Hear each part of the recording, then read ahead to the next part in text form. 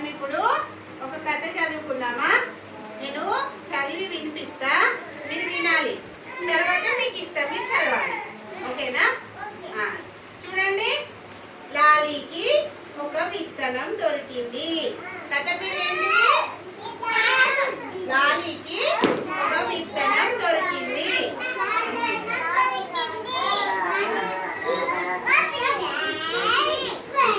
చూడండి,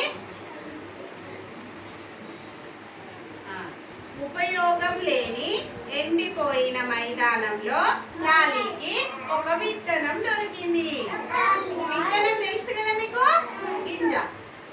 విత్తనం దొరికిన ఆమె ఎంతో సంతోషపడింది. ఆమె ఆ విత్తనాన్ని వాళ్ళ అమ్మకు చూపించింది. అరే, లాలీకి విత్తనం దొరికింది, దీనిని భూమిలో నాటి ప్రతిరోజు నీళ్లు పోయాలని అమ్మ చెప్పింది. ఉపయోగం లేని ఎండిపోయిన మైదానంలో లాలి ఒక గొయ్యి తీసింది. అందులో విత్తనం నాటి గొయ్యిని పూడ్చింది.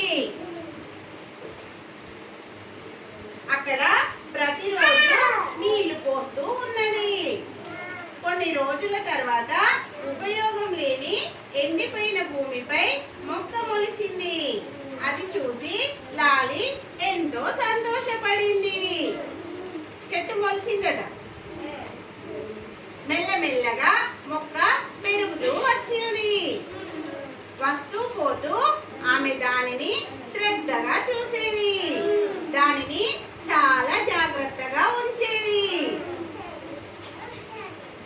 తర్వాత అది లాలి కంటే కూడా పెద్దగా అయిందట.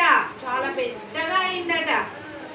అది పెరుగుతున్న కొద్దీ లాలి ఎంతో సంతోషపడింది. పెరిగి పెరిగి ఒకరోజు మొక్క చెట్టుగా మారింది. చూడండి, పెద్ద చెట్టు అయింది. ఇప్పుడు దాని నీడలో అందరూ విశ్రాంతి పొందుతున్నారు. కొమ్మలపై ఉడతలు ఎగురుతూ గెంతుతూ ఉన్నాయి. తెలుసా మీకు ఉడతలు? ఇదిగో. ఒకరోజు లాలి దృష్టి ఆకుల వెనుక ఉన్న పళ్ళపై పడింది. ఆ చెట్టుకి చాలా పళ్ళు ఉన్నాయట. మనం తినమా? చెట్టు నిండా పళ్ళ రాశి ఉంది. పళ్ళను చూసిన లాలి తన సంతోషాన్ని ఆపుకోలేకపోయింది. ఆ పళ్ళను చూసినాక చాలా సంతోషపడిందట.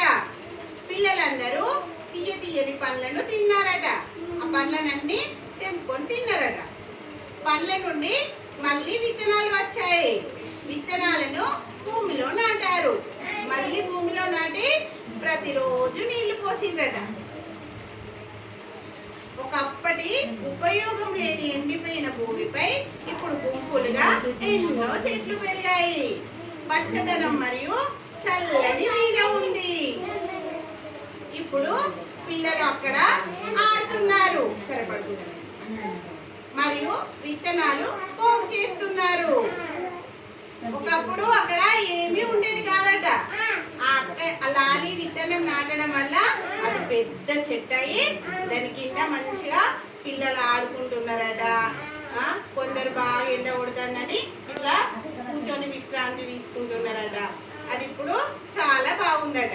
అన్ని పళ్ళను తినేసి మళ్ళీ కొన్ని విత్తనాలను దాచిపెట్టిరట మళ్ళీ పెట్టడానికి.